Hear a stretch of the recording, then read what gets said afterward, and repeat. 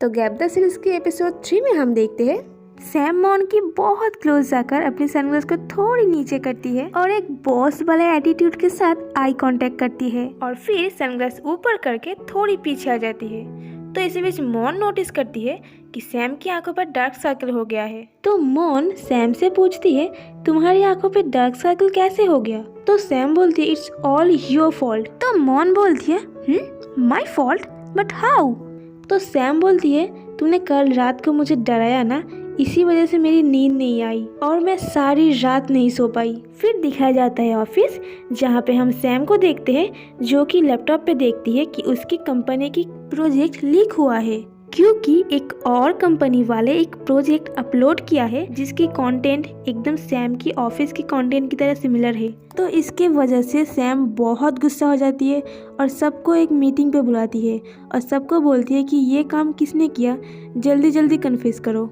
तो सैम बोलती है, ठीक है मत दो, मैं तो अब सबको इंटरोगेट करूंगी। तो सब लोग एक एक करके बॉस की केबिन में आते हैं और अपनी अपनी बात बोलती है। फिर आती है मॉन की बारी। मॉन डोर ओपन करके वहीं पर ही रुक गई। तो सैम बोलती है, क्यों खड़े क्यों हो, अंदर आओ और एज वेल दरवाजा बंद कर दो। मॉन अंदर आ जाती है और अपनी बात बोलने लगती है और इसी बीच सैम अपनी चेयर से उठती है, मॉन के पास जाकर टेबल पे बैठ जाती है। तो मॉन थोड़ी घबराई हुई थी और अपनी बात को कन्फेस कर रही थी और बोलने लगी, आई नो कि मैं इस कंपनी की कंटेंट क्रिएटर हूँ, पर मैं अपनी कंटेंट को लीक क्यों करूँगी? मैं इस ऑफिस की न्यू एम्प्लॉय हूँ और मुझे इस जॉब की बहुत ज़रूरत है। तो ये सब जानते हुए मैं अपने फ्यूचर को क्यों खराब करूँ? और ये सारी बातें मॉन एकदम सीधा देखकर बोल रही थी। तो सैम उसकी फेस को थोड़ी घुमाकर खुद के सामने ले आई और बोलने लगी, तुम क्या बोल रही हो? मैंने तो ये नहीं बोला कि वो पर्सन तुम ही हो, उसको तो मैं ढूंढ कर ही रहूंगी। फिर अगले सीन में हम देखते सारे एम्प्लॉय अपनी काम खत्म कर जा चुकी है। इसी वजह से ऑफिस पूरा अंधेरा था और तभी सैम निकली अपनी केबिन से। तो वो देखा कि मॉन की डेस्क की लाइट ऑन है। तो सैम लाइट्स बंद करके जा ही रही थी, उसे थोड़ी डर लग रही थी और जैसे पीछे मुड़ा सडनली वहाँ पर कहीं से मॉन आ गया। तो वो मॉन को भूत समझ के चीखी और वहाँ से भागने लगी, बट मॉन भी डर गई थी और सैम के पीछे पीछे ही भाग रही थी और सैम डर के मारे एक बुक लेकर मॉन को बहुत जोर से मारने लगी। तो चीखते हुए मॉन बोलती है, अरे I am not ghost, I am Mon, your new employee. ये बात सुन के सैम ने उसको फिर एक बार मारा और बोलने लगी कि तुम्हारा फेस एकदम भूत की तरह क्यों लग रही है? तो मॉन ने अपने फोन की लाइट से देखा कि सच में उसकी फेस बहुत ज्यादा डरावनी लग रही थी। फिर सैम उसे अपनी केबिन पर लेके आई और उसे थोड़ी ट्रीटमेंट करने लगी और बोलने लगी कि तुम ये सस्ता वाला मेकअप प्रोडक्ट्स यूज करना बंद करो क्योंकि ये मुंह धोने से चला जाता है। तो थोड़ी महंगा वाला प्रोडक्ट्स यूज करो जो कि वाटरप्रूफ होते हैं और तुम्हारा हालत भी ऐसा नहीं होगा। फिर अगले सीन में हम देखते हैं सैम मॉन के साथ थोड़ी अलग साइड पे आती है जो कि मॉन की फेवरेट प्लेस है। सैम को वो जगह अच्छी लगती है तो इसलिए बेख्याली में वो बोल देती है कि तुम जब मेरे पास होते हो तो मुझे बहुत रिलैक्सिंग फील होती है।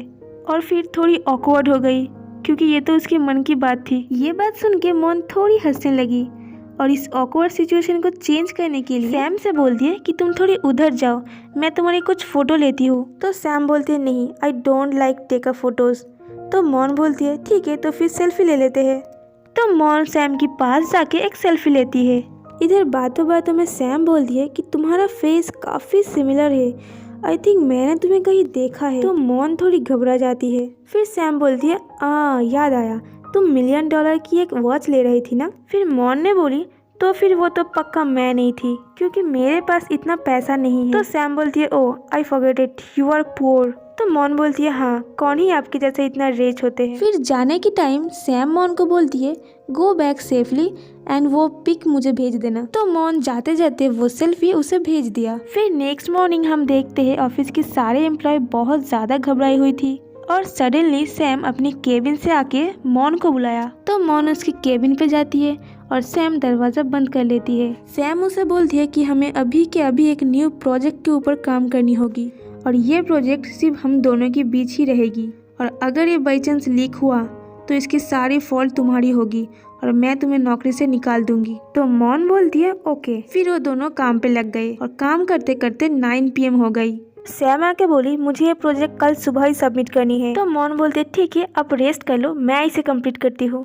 तो सैम बोलते नहीं, मैं तो यहाँ बिल्कुल रेस्ट नहीं करूँगी और मुझे तुम्हें मॉनिटर करनी है। तो सैम बोलती है डू यू वांट कि मैं तुम्हारी प्लेस पे जाके काम करूँ? तो सैम बोलती है मैं अपने घर पे किसी को नहीं ले जाती हूँ, बट अगर तुम चाहते हो तो ठीक है, तुम मेरे घर पे आ सकते हो। मतलब पूरा का पूरा मॉन के ऊपर ही डाल दिया। फिर हम देखते हैं वो दोनों सैम की कार में होती है, जहाँ मॉन थोड़ी अफेयर होती है। तो सैम पूछती है कि क्या हुआ? तो मॉन बोलती है कि नहीं, मैंने तो पहले कभी कहीं और जगह पे नाइट स्टे नहीं किया, और अगर काम खत्म नहीं हुआ तो क्या मुझे सारी रात तुम्हारे घर पे रहना होगा? तो सैम बोलती है क्यों, कोई परेशानी है? तो मॉन बोलती है पर मेरे पेरेंट्स की तो परमिशन लेनी चाहिए, नहीं तो वो लोग परेशान हो जाएगा। तो सैम सडनली बोलती है कि उनको अभी के अभी कॉल करो और कॉल स्पीकर पे रखो। तो मॉन बोलती है ओके। तो मॉन अपनी डैड को कॉल करती है। तो उसके डैड बोलता है मॉन कहाँ पर हो? तभी सडनली सैम हेलो बोलती है और बोलती है my name is Sam and मैं मॉन की बॉस हूँ। तो मॉन की डैड थोड़ी घबरा जाती है और उनकी बातें थोड़ी लड़खड़ा जाती है।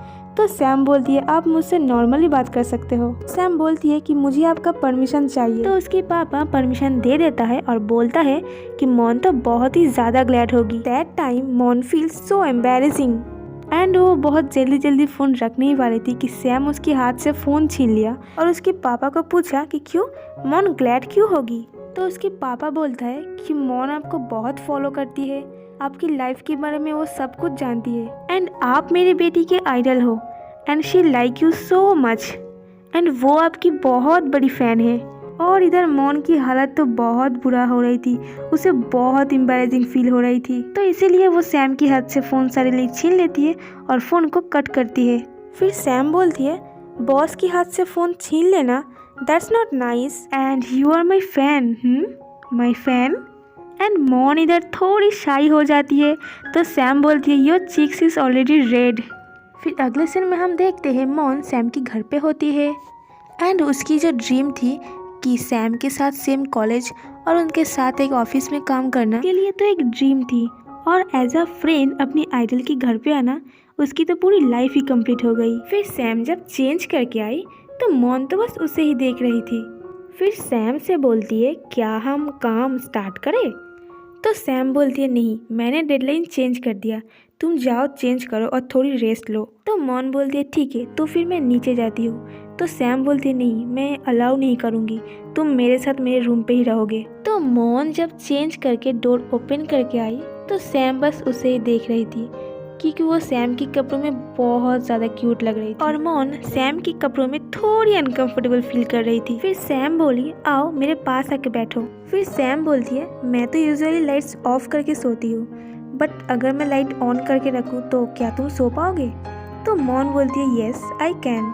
फिर सैम बोलती है तो क्या तुम ऐसे बैठे बैठे सो जाती हो?